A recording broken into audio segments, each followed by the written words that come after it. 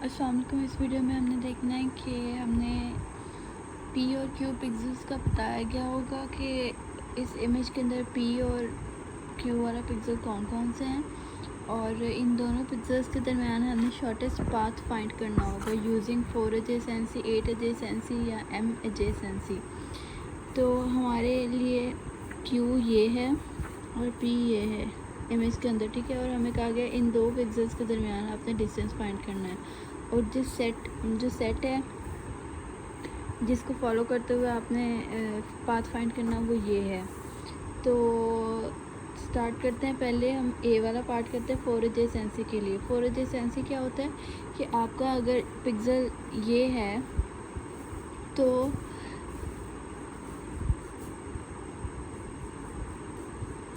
इसके सराउंडिंग में जस्ट ये और ये इसके नेबर्स हैं, बाकी इसके नेबर काउंट नहीं होते हैं।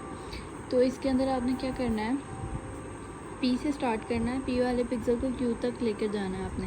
तो आपका पिक्सल ये है, फॉर एग्जांपल अब ए ये है आपका, इसके अकॉर्डिंग देखें तो इसके अकॉर्डिंग इसके 4 एजेसेंसी के अकॉर्डिंग इसके कौन से नेबर्स होंगे, या ये हो सकता है या ये हो सकता है, ठीक है। ये 2 इसका नेबर नहीं है।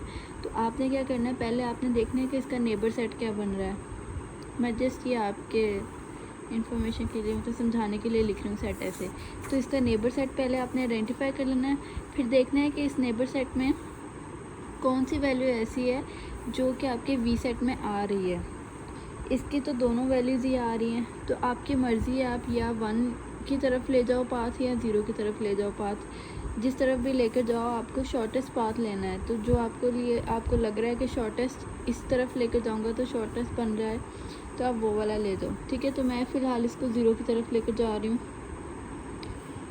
ओके, अब हमारे पास 0 है तो 0 को लेना है आपने और 0 को देखना है कि 4 एजेसेंसी के अकॉर्डिंग नेबर कौन से बने हैं। तो अब हम इस 0 को देखेंगे और इसके 4 एजेसेंसी वाले नेबर्स बनते हैं, एक ये 1 2 और ये 1 2 और 1 ये नेबर बन रहे हैं।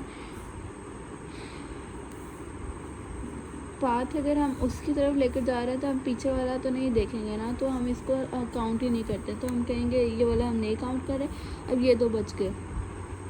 अब इन दो में से देखना है कि कौन सा वाला पिक्सल जो है हमारे वी सेट में है। तो इसमें से 2 वी सेट में नहीं है, 1 है, तो आप 1 की तरफ ले जाओगे। जो आपके वी सेट में होगा आप सिर्फ उसी तरफ लेकर जा सकते हो, जो नहीं है उसकी तरफ आप एरो नहीं कर सकते हो, पाथ नहीं बना सकते हो, ठीक है।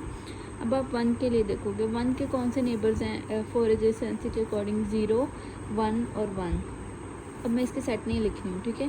तो अब 0 की तरफ तो नहीं लेके जाएंगे ना, क्योंकि वो तो बैकवर्ड चला जाएगा, तो हमें उसको क्यू की तरफ लेके जाना है। तो उसके लिए हम ये 2 वाले पिक्सल काउंट करते हैं। इन दोनों पिक्सल्स में से देखो कौन सा पिक्सल जो है इस सेट में है। तो दोनों पिक्सल की वैल्यूज़ इस सेट में हैं, तो हमारी मर्ज़ी है या इस 1 की तरफ ले जाएं या इस 1 की तरफ ले जाएं। तो हमें क्यू की तरफ जाना है, तो मैं ऊपर वाला 1 इसका चूज़ कर रही हूँ। अब ये 1 है, अब इस 1 के हमें 4 एजेसेंसी के अकॉर्डिंग देखने हैं पिक्सल कौन कौन से हैं। तो एक ये 0 बनेगा, 2 बनेगा, 1 बनेगा और ये बनेगा। इसके अकॉर्डिंग देखना है ना हमने कि जो हॉरिजॉन्टल और वर्टिकल में है वो लेंगे, डायगोनल वाले नहीं लेंगे। तो अगर मैं देखूँ इस 1 की तरफ तो मैंने लाना ही नहीं है, तो ये मेरे सेट में से निकल गया। बचे 2 0 और 1। अगर मैं इस 2 की तरफ लेकर जाऊँ तो जाहिर सी बात है, नज़र आ रहा है ये क्यू से और दूर लेकर जा रहा है हमें, तो मैं इस 2 को भी काउंट नहीं करूँगी। वैसे भी ये 2 जो है इस वी सेट में आ ही नहीं रहा था, तो हम इसको काउंट नहीं करेंगे। बचे हमारे पास ये 0 और ये 1। अब इसमें से मैं अगर इस 1 की तरफ लेकर जाऊँ तो ये मुझे नज़र आ रहा है कि ये फर्दर एक एक्स्ट्रा स्टेप लगवाएगा मेरा क्यू की तरफ, तो मैं वो नहीं करना चाह रही। तो मैं इसको 0 की तरफ ले जाती हूँ, क्योंकि ये दोनों इस वी सेट में थे, तो मेरे पास ऑप्शन थे, मैं किसी की तरफ भी लेकर जा सकती हूँ, मैं इधर ले जाती हूँ। ठीक हो गया।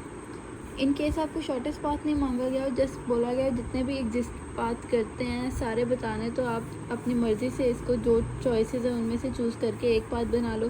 दूसरा पाथ जब बनाना है तो दूसरी चॉइस चूज़ कर लो। ऐसे करके आप सारे पाथ मेंशन कर सकते हो सकता है क्वेश्चन डिफरेंट तरह से पूछा गया हो, शॉर्टेस्ट पाथ ना पूछा गया हो, सारे पाथ पूछे गए हों पॉसिबल, तो फिर आप ऐसे बताओगे, ठीक है। ओके, अब 0 है हमारे पास, तो 0 के 4 एजेसेंसी के अकॉर्डिंग कौन कौन से हैं बन रहे डायगोनल। ये बन रहा है, ये बन रहा है, ये और ये तो हम काउंट ही नहीं करेंगे बच्चे। ये 3, तो ये तीनों का सेट अगर देखें तो ये बनता है, और ये तीनों में से कोई वैल्यू भी वी सेट में एग्जिस्ट नहीं करती है। अगर वैल्यू एग्जिस्ट नहीं करती वी सेट में तो फिर हम आगे पाथ चल ही नहीं सकते हैं, और डायगोनल इसमें काउंट होता ही नहीं है फोर एडजेसेंसी में। इट मीन्स इसका पाथ एग्जिस्ट करता ही नहीं है। So no path exist in this according to four adjacency. ठीक है, अब हम करते हैं 8 एडजेसेंसी के अकॉर्डिंग। 8 एडजेसेंसी के अंदर क्या होता है, आपके डायगोनल वाले भी काउंट हो रहे होते हैं। ये सारे के सारे इसके नेबर काउंट हो रहे हैं। अगेन ये आपका Q है और ये आपका P है। P से हमने Q तक लेकर जाना है डिस्टेंस पाथ। अब आपने क्या करना है, आपने देखना है कि इसके नेबर्स पहले कौन से हैं। इस सेल के नेबर्स देखने हैं, तो इस सेल के नेबर ये भी बनता है, ये भी बनता है, ये भी बनता है। अब आपने देखना है इन नेबर्स की कौन सी वैल्यूज़ जो हैं वी सेट में प्रेजेंट हैं। तो इसमें से 2 निकल जाएगा हमारा और बचे ये 2। ठीक है, तो अब इन दोनों में से हमारी मर्ज़ी है हम कौन सा वाला चूज़ करें, तो हम ये वाला चूज़ कर लेते हैं। ठीक हो गया। नेक्स्ट हम क्या करेंगे, अब इसके अकॉर्डिंग देखेंगे कि इसके 8 एडजेसेंसी के अकॉर्डिंग नेबर कौन से बनते हैं। तो ये सारे के सारे इसके नेबर बन रहे हैं। ये तो हम काउंट ही नहीं करेंगे क्योंकि ये इसको बैक से ले जाएगा, हमें क्यू की तरफ नहीं लेके जा रहा। और ये भी काउंट नहीं होगा क्योंकि 2 जो है वो वी सेट में है ही नहीं। तो बचे कौन कौन से, ये बचा, ये बचा और ये बचा। अगर मैं देखूँ कि मैं इस तरफ लेकर जाऊँगी तो ये हमें क्यू के पास नहीं लेकर जा रहा है, क्यू से दूर लेकर जा रहा है। तो फिर मैं इसको भी काउंट नहीं करूँगी। मैं अब इन 2 में से कोई एक चूज़ करूँगी। अगर मैं इसको इस तरफ लेकर जा रही हूँ तो ये मुझे लग रहा है कि मेरे स्टेप ज़्यादा बढ़ाएगा, तो मैं इसको डायगोनल वाला यूज़ कर लूँगी। ठीक है, डायगोनल यूज़ कर लिया। अब हम क्या करते हैं, अब इस 1 के लिए हम देखते हैं कि 8 एडजेसेंसी के नेबर्स कौन से बनते हैं। तो ये सारे इसके सराउंडिंग वाले इसके नेबर हैं। इसमें से सारे वो निकल जाएंगे जिसमें वैल्यूज़ 2 हैं। जाहिर सी बात है वो हमारे वी सेट में एग्जिस्ट नहीं करते हैं। तो ये निकल गए। बचे क्या, ये बचा, ये बचा, ये और ये। तो ये भी मैं काउंट नहीं करूँगी क्योंकि ये बैकवर्ड पे ले जाएगा, पाथ पीछे ही ले जाएगा हमें। तो बचा ये 0, 1, 1 और ये 1। अगर मैं देखूँ मुझे इन चारों में से सबसे क्लोज क्योंकि कौन सा लेके जा रहा है, तो 0 लेके जा रहा है, तो मैं 0 को चूज़ कर लूँगी। ठीक है, अगेन हम इसके सारे 8 नेबर्स देखेंगे अब इस 0 के लिए। तो 0 के 8 नेबर्स में से ये 2 वाले तो सारे निकल गए ना, 2 वाले सारे निकल के बचा क्या, ये बचा, ये बचा, ये बचा, ये बचा। तो इसमें से जाहिर है मैं वही चूज़ करूँगी जो क्यू के पास जा रहा होगा। तो क्यू डायरेक्टली मुझे यहाँ से मिल रहा है, तो इसका शॉर्टेस्ट पाथ हमें मिल गया। यहाँ से अगर ऐसे जाएं तो ये इसका पाथ बन गया। तो इसका ये पाथ एग्जिस्ट कर रहा है। और अगर आपने वहाँ पेपर में मेंशन करना हो तो ऐसे ही आप पूरी इमेज बना लो और इमेज का बस इसी तरह से एरोज़ लगाकर पाथ इसका शो कर दो, तो इसका पाथ एग्जिस्ट कर रहा है। अब इसके अंदर देखते हैं, इसके अंदर एम एडजेसेंसी है। तो एम एडजेसेंसी के अंदर भी नेबर्स तो यही वाले यूज़ होते हैं, लेकिन इन पर एक कंडीशन, 2 कंडीशंस होती हैं। सबसे पहले आपने देखना है N4P में उसके नेबर्स एग्जिस्ट कर रहे हैं, कोई ऐसा नेबर उसमें है जो वी सेट में भी एग्जिस्ट कर रहा हो और आप उस पर मूव कर सकते हो। इफ़ है तो फिर आपने सिर्फ वहाँ तक मतलब वो वाला चूज़ कर लेना। इन केस आपको N4P वाले में मतलब कि 4 एडजेसेंसी वालों में से कोई नेबर नहीं मिला है, फिर आप अगले स्टेप पर जाओगे। मैं करके दिखाती हूँ, ड्यूरिंग प्रोसेस हम सारा करेंगे, कंडीशन लगाएंगे तो आपको ज़्यादा इजी समझ आ जाएगी। ओके, सबसे पहले आपने इसके 8 नेबर्स में से 5 चूज़ करना है। तो जैसे हमने पीछे किया था मैं वही चूज़ करके देख लेती हूँ। जहाँ पर हमारी कंडीशन ये वाली लगेगी मैं वो बता दूँगी आपको। तो पहले हमने ये वाला चूज़ किया था, फिर हम इसमें हमारे पास कंडीशन थी हाँ। अब अगर 0 के लिए देखें तो 0 के लिए हमारे पास कंडीशन बनती है मतलब ये सारे बन रहे थे नेबर, इसमें से 2 निकल गया, ये निकल गया, बचे ये तो मुझे चाहिए नहीं क्योंकि ये फर्दर दूर लेकर जा रहा है। मैं इन 2 में से चूज़ करना चाह रही हूँ। अब इन 2 में से मेरे पास चॉइस नहीं है, क्यों नहीं है? क्योंकि एमजेसेंसी के अंदर कंडीशन होती है, अगर आपके पास एक डायगोनल ऑप्शन भी प्रेजेंट है और कोई वर्टिकल या हॉरिजेंटल में से भी प्रेजेंट है, तो आप पहले वर्टिकल या हॉरिजेंटल वाले में से ही चूज़ करो, आप डायगोनल चूज़ नहीं कर सकते। तो फिर हमारे पास बचा क्या? डायगोनल तो हम चूज़ नहीं कर सकते क्योंकि हमारे पास एक हॉरिजॉन्टल ऑप्शन बचा हुआ है, तो हम हॉरिजॉन्टल ही चूज़ करेंगे।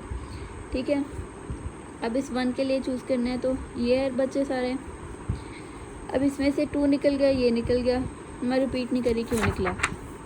बच्चे ये 3, इन 3 में से अब मेरे पास एक हॉरिजॉन्टल भी है, एक वर्टिकल भी है, तो मैं डायगोनल चूज़ कर ही नहीं सकती, तो ये भी निकल गया। अब इन 2 में से चूज़ करना है, मैंने कौन सा चूज़ करूँ। अगर मैं ये चूज़ करती हूँ तो वो मुझे लग रहा है कि ज़्यादा स्टेप्स लेगा क्यू तक जाने के लिए, तो मैं ये वाला चूज़ कर लेती हूँ। ठीक है, ये चूज़ कर लिया। अब हम इस 1 के लिए देखेंगे। इस 1 के लिए अब जो 8 बने वो ये सारे बने, इसमें से 2 वाले सारे निकल गए, बचा ये 0 1 1 और ये 0। ये 0 भी नहीं काउंट करेंगे हम। और अब बचा हमारे पास ये और ये तो वैसे ही निकल गया क्योंकि ये डायगोनल में है, और डायगोनल से पहले हमारे पास 2 ऑप्शंस ऑलरेडी हैं, हॉरिजॉन्टल और वर्टिकल के, तो हम डायगोनल चूज़ ही नहीं कर सकते। बचा है 0 और 1। अब इस 0 और 1 में से मैं कौन सा चूज़ करूँ जो मुझे लग रहा है कि क्यू के ज़्यादा पास ले जाएगा, तो मुझे लग रहा है कि 0 जो है वो क्यू के ज़्यादा पास ले जाएगा, तो मैं 0 चूज़ कर लूँगी। ठीक है, अब इस 0 के लिए हम इसके 8 नेबर्स देखें तो उसमें से 2 वाले सारे निकल गए। जब 2 वाले सारे निकल गए तो बचा है कि ये और ये। इसमें से बैक वाला ये तो मैं चूज़ ही नहीं करूँगी, ये वापस लेके जा रहा है। ये भी नहीं चूज़ करूँगी क्योंकि मुझे लग रहा है ये उस क्यू से दूर लेके जा रहा है। ये भी नहीं चूज़ करेंगे क्योंकि क्यू से दूर लेके जा रहा है। अब ये ही चूज़ करेंगे क्योंकि ये डायरेक्टली क्यू पे लेके जा रहा है, तो हमारा पाथ मिल गया हमें। ठीक है, तो इस तरह से एम एडजेसेंसी और क्यू 8 एडजेसेंसी और 4 एडजेसेंसी के हम सॉल्यूशंस निकालते हैं। बल्कि हाँ सॉरी, ये जो एंड में था यहाँ पे कंडीशन एक लगनी थी, वो मैं बताना भूल गई। अब हम फॉर एग्जांपल ये 0 पर आ गए हैं। ठीक है, पाथ तो यही बनेगा, लेकिन मैं बता रही हूँ यहाँ पे चेक कैसे करना था हमने। ये 0 के सबसे पहले हम देखेंगे ये वाली कंडीशन N4 पे। N4 पे मतलब 4 एडजेसेंसी, मतलब इस 0 के लिए 4 एडजेसेंसी वाले नेबर्स में कोई एग्जिस्ट कर रहा है पॉसिबिलिटी, तो 2 2 2 ये 2 तो एग्जिस्ट ही नहीं करते, मतलब हम चूज़ ही नहीं कर सकते क्योंकि ये V वाले सेट में है नहीं। तो बचा ये 1, ये 1 जो है ये हमें पीछे लेके जा रहा है, तो ये भी नहीं हमें चूज़ करना, तो ये कंडीशन फॉल्स होगी। फिर हम जाएंगे अगली कंडीशन पर। अगली कंडीशन हमें क्या कहती है?